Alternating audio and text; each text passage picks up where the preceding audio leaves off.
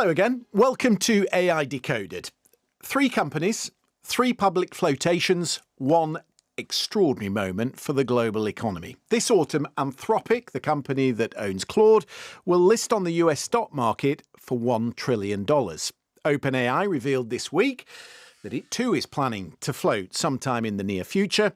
The first shares in Elon Musk's SpaceX, which owns xAI, will be released on Friday, the 12th of June. Together, these 3 companies are targeting nearly $4 trillion in combined market value. That is more than the entire GDP of France. Behind those eye-watering figures is a stark reality. It is thought OpenAI will lose $14 billion this year. These are not victory lap flotations. They are a sprint for public capital to fund the most expensive technology ever built. And if they go wrong, your pension fund may well be along for the ride.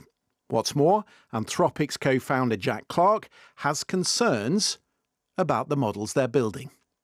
So we might want to stop the 80% that you're seeing internally in terms of coding being done by AIs, getting to 100%. Because the consequences would be what for safety? The AI could start deceiving us, could start developing itself in ways that we can't keep track of, that we do lose control. Yeah, you want the option to be able to take your foot off the gas and put your foot on the brake, right? Right now, it's like the AI industry has a gas pedal, but it doesn't have a brake pedal in the car. And what we're saying is we want to do some of the work required to build that brake pedal so we in the world have an option. It's not obvious today that you want to do that, but absolutely, as you say, at some point in the future, you might say, let's get all of the benefits we can for, say, biology and medical research, and let's take a pause or take a moment on AI research where we can absorb the societal changes implied by this. Yes, the same company targeting a $1 trillion IPO wants to put a brake on its own technology. And where is the EU in all this? Well, Brussels is queasy that Europe is so reliant on these technology behemoths, especially as Donald Trump seems prepared to weaponise them. The EU wants European companies to grow into serious contenders, but given these sort of valuations, can they ever catch up? Adrian Cox is a thematic strategist at the Deutsche Bank Research Institute, focused on the implications of AI. Richard Coffin hosts The Plain Bagel. It is one of the world's most followed investment channels on the web. And also here, author and the FT's AI editor, Madhumita Madja. Welcome to you all. Adrian, let me start with you, if I may. When there is a flotation of a private company like OpenAI, investors would typically run to the balance sheet, but this company is a little vague when it comes to the figures. Reportedly, they are spending $2.20 for every dollar that it earns. How on earth do you value a company that promises so much but continues to burn cash? Well, this is the big question, and really, in a way, why everyone is so excited about having these IPOs, because it gives you the chance to finally fill in the jigsaw puzzle. We have lots of companies which are involved in other parts of AI, whether they are semiconductor producers or equipment manufacturers. We know that AI is going to be revolutionary, but the companies at the absolute heart of it are still a relative mystery. So having IPOs for them means that they'll have to disclose how they're making the money, what they're expecting to make in the future, how their economics are. And as a result, I think that we can at last begin to get some kind of proper sense of the valuation, not just of the companies, but actually also of the industry as a whole. So we're making a leap of faith. Well, I think a leap of faith is going to be the case always with IPOs, because you're going into a market where sometimes they succeed phenomenally over many years, sometimes they don't. Richard, you explain in investing to millions of people in plain language on your program. So explain to an ordinary investor who might be watching, someone with a pension, someone considering buying these shares, what they're actually buying into here. Yeah, in short, people are buying a speculative moonshot, and that's both figurative and literal, I guess. SpaceX historically has been that space and communication connectivity company. So they've made a name for themselves with space innovation. They've had many successes there. About 80% by their own disclosures of mass sent to orbit is sent through SpaceX. Their connectivity, which is in large part their Starlink internet by satellite, is also actually profitable. So they have these businesses, but over half of the IPO valuation, according to Morningstar, is actually attributed to its future opportunities. And that's not just the further development of these companies. These are, things that sound like they're coming straight out of science fiction. Like we're talking about asteroid mining. We're talking about colonizing Mars, which has been a long stated goal of Elon Musk. And all these very high-end sort of tasks and objectives that by their own admission, the technology doesn't even exist for these things yet. People are really buying into what I would say is an optimistic gamble. And I think that's fair to say because a lot of the valuation isn't based on what the company currently is, it's what it's going or could potentially be. But what about the capital, Richard? I mean, there's only so much of it to go around. $3 trillion companies hitting the market at roughly the same time. Potentially, they would be raising more capital between them than all US IPOs combined since 2022. Is there a risk, in fact, that they cannibalize each other? Yeah, of course. And I think that's what a lot of concern is and why there's so many eyeballs on how Friday will perform with SpaceX's own IPO is tech is already a massive weight in the S&P 500 index. It's already the largest industry by far in the US for investment. So we already have a lot of investment dollars tied to AI and tech. Google and Meta, these are AI players to an extent that are already some of the biggest weights in these indices. And so when we have these three companies coming together and going public around the same time, when we already have a lot of exposure to tech and to AI, that is the concern is there going to be enough money to help these companies? Just quickly on that point there, when we talk about these companies being hardwired into the markets and therefore into our pension funds, does that money come away from other IPOs and from other sectors of the economy?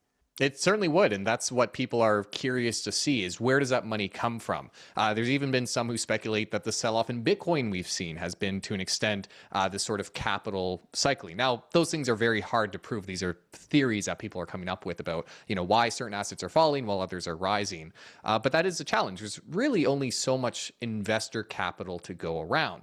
And already privately, these companies have consumed tremendous amounts of investor capital. So while they're going to public markets, and that will open a different faucet of investor money to now access, there is that challenge of how much appetite is there? Madhu, you have featured each of these artificial intelligence bosses in your recent work for the FT and also on your podcast.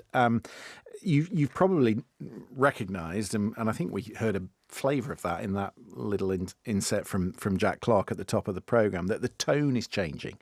And that could be because, of course, the demands of a public company are very different to those of a private one. Yeah, absolutely. I think both OpenAI and Anthropic, have been trying to operate more as public companies, clearly when they've decided that they did want to go ahead and list. And this is something they've said as well. They're trying to be more transparent and more open and sort of function as if they were public so that when they do file and it happens, it's sort of easier for them to get all their ducks in a row. In terms of the narrative, though, that, it's very hard to kind of connect that to them trying to make money off their business because it's sort of at odds, isn't it? Because you heard Jack Clark talking about, this might basically lead to, essentially human extinction or a catastrophic event. Throw the brakes on. You throw the brakes on because otherwise, AI might essentially just start to create But trust itself. us with your money. Exactly. But trust us with your money. So it's, usually when you're trying to sell something, you're trying to tell people this is going to be good for you. But in this case, the narrative is sort of, this is bad for jobs. Everybody better be aware of that. Governments need to start regulating us. This is another thing Anthropic says a lot. Musk himself has talked very publicly about what he sees as the risks of artificial intelligence. And it's why he originally founded OpenAI. He was one of the original co-founders of that company. But if you listen to Elon Musk right now, he's saying, oh, no, it's not going to take all your jobs. And the philanthropy that sort of marked Sam Altman when he began this journey, that's gone. I mean, he's in it now for the money. The question is whether OpenAI can make money. Yeah, well, this is the question at the heart of the industry. And we actually did a magazine cover story on Anthropic with this exact question, which is they style themselves as the conscience of the AI industry, the people who care a lot about safety, about jobs, and about the human race, right? But yet they're racing to this $1 trillion IPO. They need the money. And of course, ultimately everybody's in there to make, economic wealth out of it.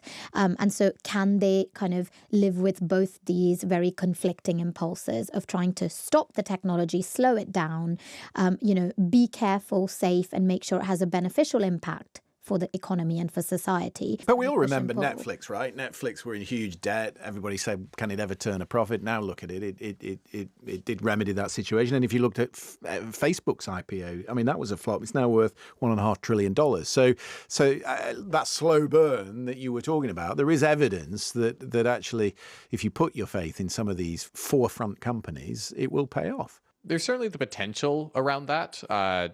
The issue with AI companies specifically is how intensive it is even just to operate their business. So you think of Netflix, and they really have this beautiful model where when they create this piece of IP, and like you mentioned, they were loss making for a while, and they were investing heavily in their IP content, so making new movies. And frankly, the first few weren't that great.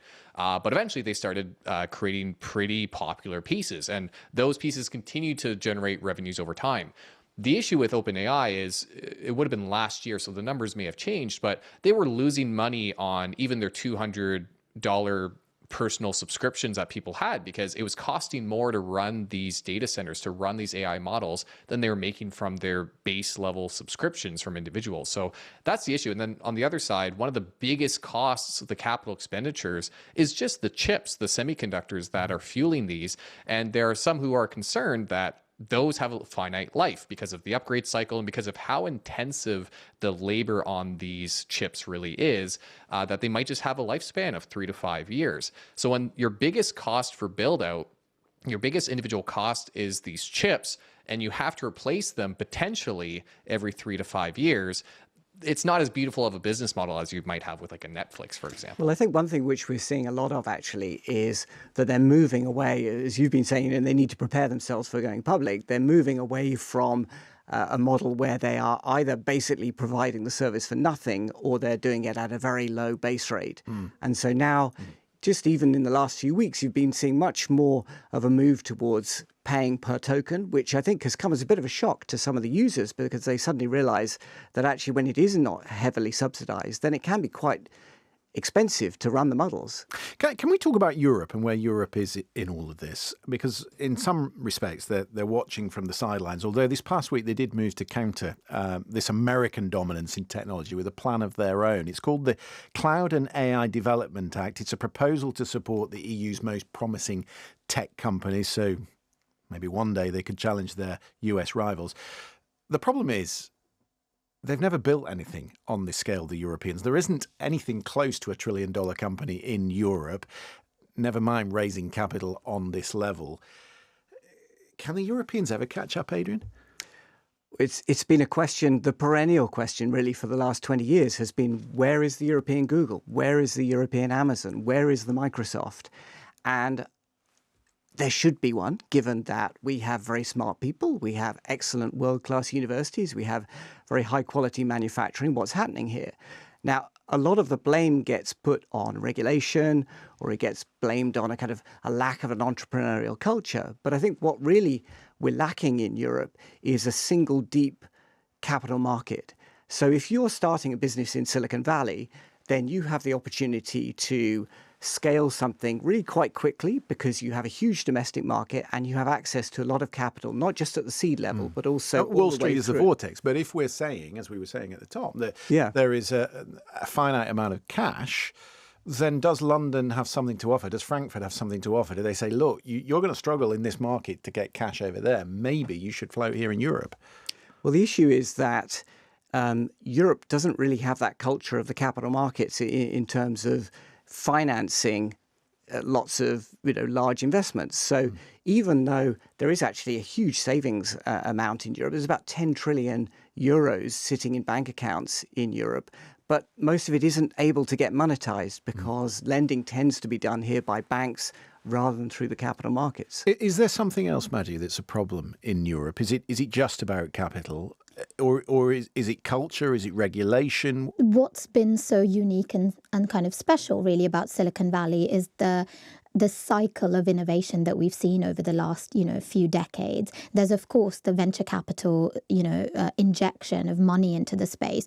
But I think it's, the success of early entrepreneurs in the space and, AT&T Bell Labs. And then, of course, there was Apple and Steve Jobs, these kind of hero figures in the space has seeded a lot of sort of appetite to create new companies, almost to the point where it's sort of the top prioritized, route for a young person now. Most people wear it as a badge of honor that they've dropped out of university, like Sam Altman and others, we don't have that entrepreneurial culture. Well, I just think that here it's more sort of risk averse. Even in the VC space, we have great VCs and some amazing startups that have come out of Europe, Spotify being one of them. And we now have a really, quite a strong group of early stage AI startups here in the UK forming around King's Cross, in particular around DeepMind and Google. But I just think, the risk appetite is still very different to Silicon Valley. You're in Canada, Richard, and Canada has a similar problem, right? You don't have many $1 trillion companies at all, do you? Do you have one? I don't believe so. If we did, it would be one of our banks, which is kind of, ironically, Canada does have a strong financial market, but actually struggles with the same issue of attracting investor capital. So currently, there's a big push to develop infrastructure. So Canada has a lot of natural resources, some of the best reserves in the world, and yet hasn't really developed it over the past few decades. And now that there's a push to try and finally attract that capital to build these things out, there's not the investor supply at this point. And right now, Prime Minister Mark Carney is trying to attract that capital, and that's in part attracting U.S. capital as well. Presumably, the instinct is the same. I mean, the problem, as the Europeans see it, is that Donald Trump's trying to weaponize the systems that we're building into all our companies and into our public sectors. And the same would be true of Canada, would it not?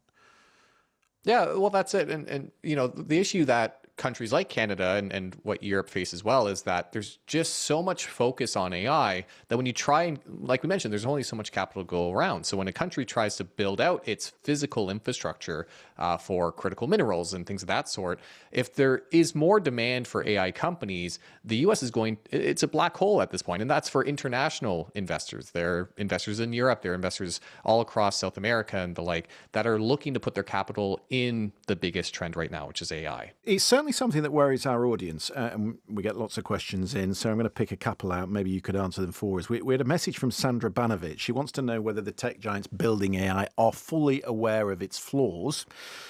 Jack Clark clearly is, and whether they are putting profit ahead of the public good. Now, you've done this podcast series on the AI companies and you've focused on all the leaders within AI, so maybe you're best placed to answer that question. Yeah, I would say they know about the flaws of AI better than anybody else on the planet, right? They every day are at the frontier of developing these systems. And so they're in the best position to see its weaknesses and to see how it evolves.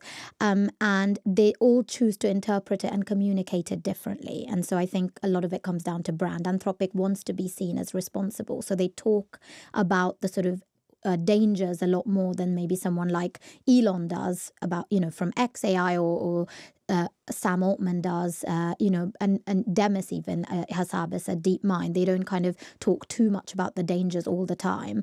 But the question of, whether they're putting profit over purpose, it's not just them, right? This is a kind of perennial battle that all, corporations face. Even if you're a public benefit corporation and you're supposed to be thinking about social benefit and purpose, ultimately you have a fiduciary duty to your shareholders. And we're in a capitalist kind of society, and so yes, Facebook. Of course, money. Money is a huge driver, and so the question is really: should AI be owned and controlled by a few private corporations, or is there another way to distribute the benefits and democratize the governance? And that, I think, is the big question going forward. Are we okay to trust Dario, Sam, and Demis, who lead these three companies, or would we like to put that power in the hands of our governments instead? There's one more thing that prospective investors in these companies might want to weigh up, and that is the polls. 70% of Americans think AI is moving too fast. The negative views on AI have doubled in the last 3 years. Politicians on the left and on the right are reacting, and they're reaching for the same word, moratorium. 19 US states have or are considering restrictions on data centers. Elizabeth Warren, the senator, wants to tax AI companies directly. Your paper, the FT, warned just this past week that AI could become the defining political battleground in the elections ahead, the way that immigration and globalization have dominated. So if you're an investor putting money into $1 trillion flotation, Richard, how much does the view on Main Street factor into your assessment? I think for some it does. What's interesting with Elon Musk and SpaceX, with a big focus has been on giving retail investors access to the IPO. So I believe it's about 20 to a quarter of the float is being reserved for retail investors. That compares to 5 to 10% you typically see. So a good chunk is that focus on retail and giving Main Street access to these IPOs. With Elon Musk, though, you have to remember he has a massive social media following. And so there's almost this advertising, this, to his credit, a quite smart marketing approach with this, where he's using that to leverage and help achieve this very ambitious IPO target. I do think most investors, though, are more interested in just whether there's an opportunity here. I think there's a lot of risk around AI, but it's also where a lot of the hype and excitement is. So whether or not a company focuses on Main Street and the like, I think investors are going to be drawn to where they see the biggest but whatever opportunities. reassurance he and Sam Altman and the rest are giving is, the FT made a rather pointed observation this past week that the economic pain from AI will be front-loaded. And it will be visceral. So job losses first, productivity gains later, possibly much later. Is that the thing that turns public sentiment into something genuinely dangerous for these companies? I think, they'll go public either way, right? But I think there is a change, really a turning of the tide of public opinion, as you pointed out. Just a lot more pushback, particularly around data centers, where this has become an issue of sort of, local energy prices going up and land use. And you're seeing it all across the US, really, this backlash. And outside the US too. And a lot more questioning from the public around what benefit are we getting out of AI? And if it's so expensive to replace our jobs with AI, then why not just have humans in the first place? What are we upgrading to if the cost is so high? And I think they will have to answer that question pretty soon. What is actually better when we're using AI at work? Is it more productivity? Are we inventing entirely new things that we never could do before? Is it making our lives any better? And I think people are going to have to start seeing those benefits quickly.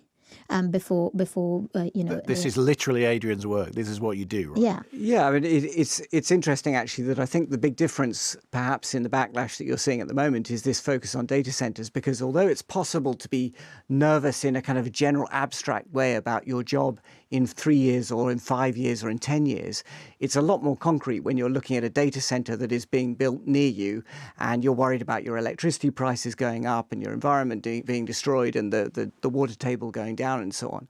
So I think that is likely to be a much more important pivot point when people are addressing their local politicians. Governments don't have a very good record on managing these sort of transitions. I mean, if you looked at globalization, decarbonisation, neither agenda did governments do very well on. No, and that's right. And I think it's an interesting discussion where, it's what are the issues that people are going to care about. I think job loss is part of it, but, to the points raised, there was a McKinsey survey published November of last year. So maybe a bit stale at this point. We're past 6 months of that. But they found that the majority of respondents saw jobs staying the same or actually increasing. They saw that while efficiency is one of the top goals of survey respondents, most of the benefit was actually around innovation. So companies that were using AI to augment their processes rather than just strictly replacing workers. So, it's a question of we don't even really know how AI is going to benefit a lot of companies in the future. I think people assume that's going to replace people, and that's certainly a risk when we talk about more of the grunt work and the very easy applications we see for AI, but we're not sure how broadly reaching that's going to be. The majority of companies are already testing or piloting AI. Only a small percentage have actually gone to fully implementing it.